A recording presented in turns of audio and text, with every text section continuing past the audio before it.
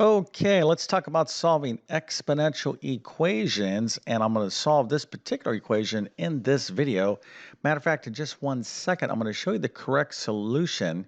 Now, if you think you could solve this problem, feel free to use a calculator and put your answer into the comment section.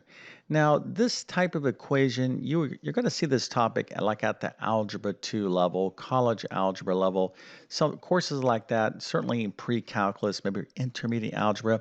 So if you happen to be taking pre-algebra or even algebra 1, you may not have seen everything I'm going to be talking about in this particular video, but do not run away as you will learn the basics of solving an exponential equation. Now, this is really, really important stuff in algebra, and it's not that difficult. But anyways, before we get going, let me quickly introduce myself. My name is John. I'm the founder of TC Math Academy. I'm also a middle and high school math teacher. I have been teaching math for decades. It really is my true passion to help as many people as I possibly can learn mathematics. And I'm going to tell you right now, all of you can be successful in math. And I'm especially speaking to those of you that have a difficult time in mathematics. Please do not give up. There's absolute hope for you not to only just pass your math class if you happen to be taking a math course, but for you to excel in math. But here's the thing you need great math instruction, i.e., whoever you're learning from or whatever you're learning from. If you're confused and you're not understanding what the teacher's teaching you, you are not learning. Now, that seems pretty, obvious, but you have to find instruction that you understand. In other words, when you're being taught something, you actually get what's going on. Now, math is a technical subject, and the way I like to teach it is to kind of demystify things and make it kind of easy to understand for everybody without watering down what you need to know. So, if you need help in your current math course, or maybe some sort of special test that you're getting ready for that has math on it, I'm talking about things like the SAT, GED, maybe a teacher certification exam, or if you're homeschooling mathematics, check out my math help program. I'm going to leave a link to it in the description of this video. I literally have over 100 plus different math courses that span these categories and much, much more. I'm also going to leave links to my math notes in the description as well. If you truly want to be great at math, you must take great math notes. This is so, so important. And if this video helps you out, don't forget to like and subscribe, as that definitely helps me out. Okay, so let's go ahead and take a look at the solution for this particular video. Again, we are talking about exponential equations. And let's just go ahead and just real quick talk about this term here, exponential equation. Obviously, this is an equation, but the variable that we're trying to solve for, x, is located in the exponent position in terms of this power, right? So if you have like 2 to the fourth power, of course, that's 16. 2 is the base, 4 is the exponent, and then this would be the answer. So this location up here is the exponent. The variable is in the exponent. That's why we call this an exponential equation. Big, big topic, but let's go ahead and take a look at the answer for this particular equation right now.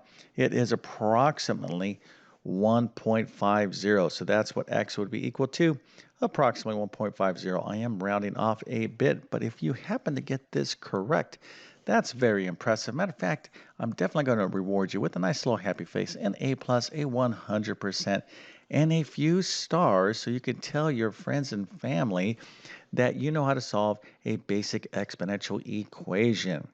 All right, so let's go ahead and get into this right now. Now, again, I already kind of told you why this is an exponential equation, but here's the main thing you need to know. So when you have an exponential equation, as our particular problem right here, you need to solve it using logarithms. Okay, now if you've never seen logarithms before, if you look on your scientific calculator or graphing calculator, it's this button right here. It's log. You'll see this button, and you'll see another button, ln. These right here are what we call logarithms. Now, if you've never used logarithms before, they are awesome and are absolutely critical when you learn more advanced mathematics. But here's the main idea, right? I'm looking at this equation. I'm like, oops, I got to solve for the variable. It's in the exponent.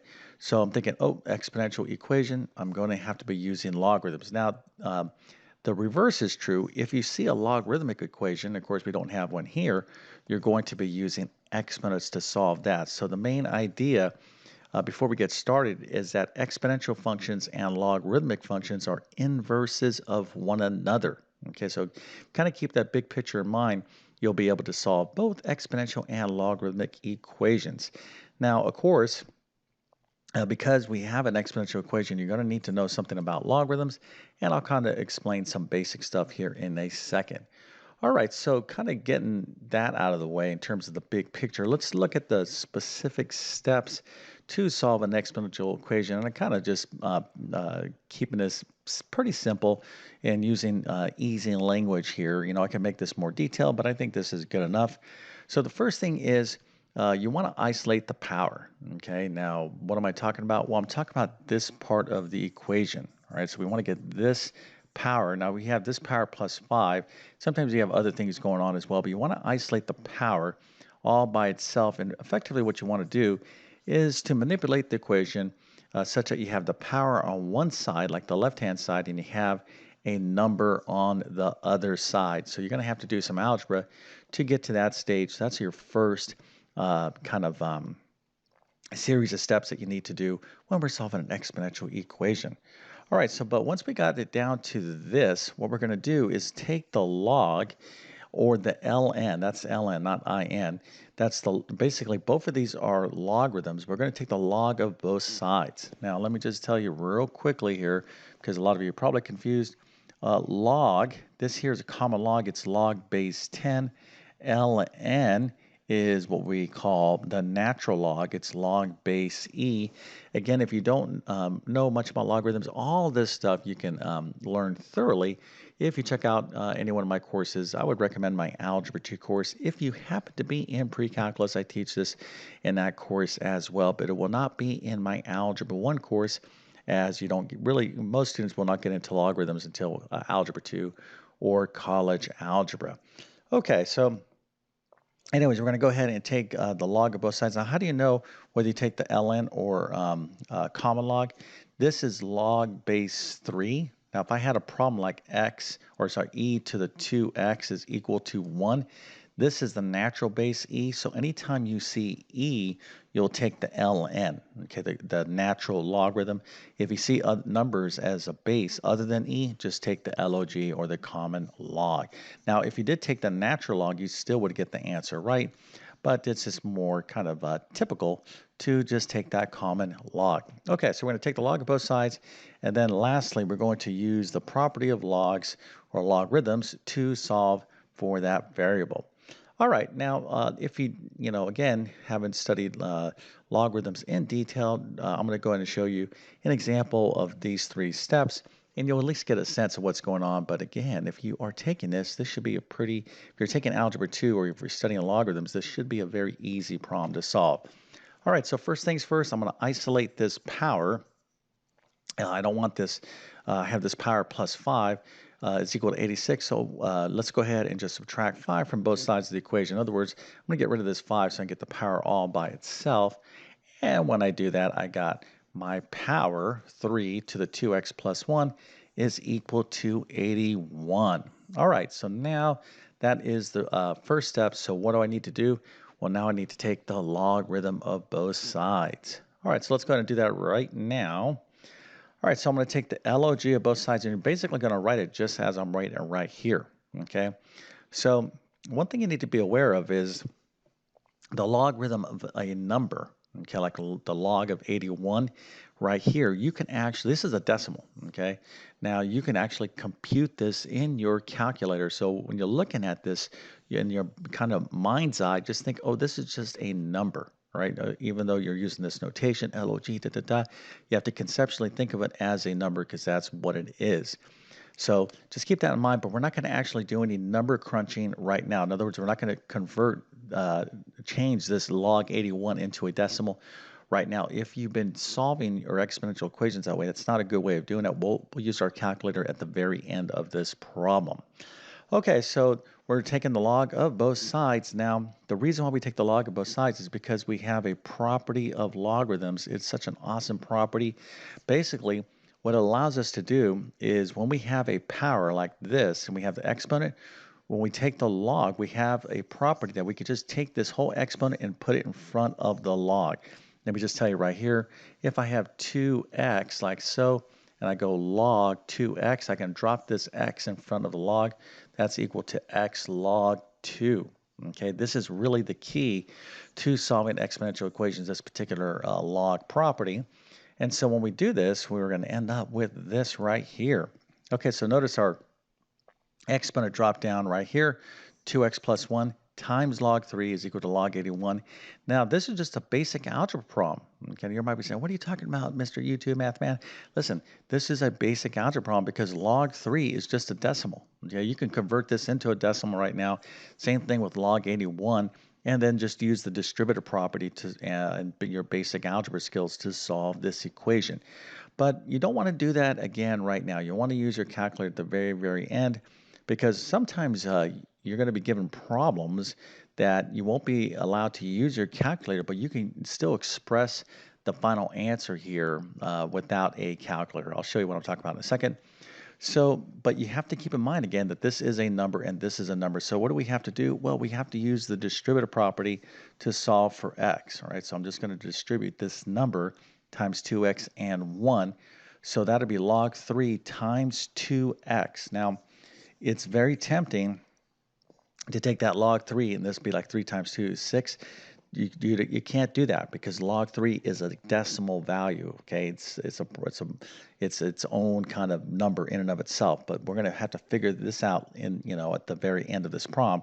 So we're going to take log 3, whatever that is, then we can multiply it by 2, and that's x, plus that log 3 times 1, and that's equal to log 81. All right, so what do we have to do? Well, just basic algebra, right? I want to solve for x, so I'm going to go ahead and subtract this log 3 from both sides of the equation. So that's going to give me log 81 minus log 3. Again, if you're confused here, just remember these are just basic. Think of them as basic numbers, and you'll see the steps here, right? All right, so we have, excuse me, we have log 81 minus log 3 right here, and I'll put in some parentheses in there just to kind of keep that nice and tidy. You should never feel shy about using grouping symbols when you're doing mathematics, okay? So, if you're like, do I have to put parentheses in? No, you don't have to, but it's a good idea, especially when you're dealing with sums and differences. All right, so here we have our log 3 times 2x, and this is where a lot of you that know what you're doing could get in trouble if, because you're kind of just, doing the algebra here, and you have to really pay attention that you're not, writing anything incorrectly. So the final answer for x is what? Well, this is just a number, so I need to divide both sides of the equation by this number.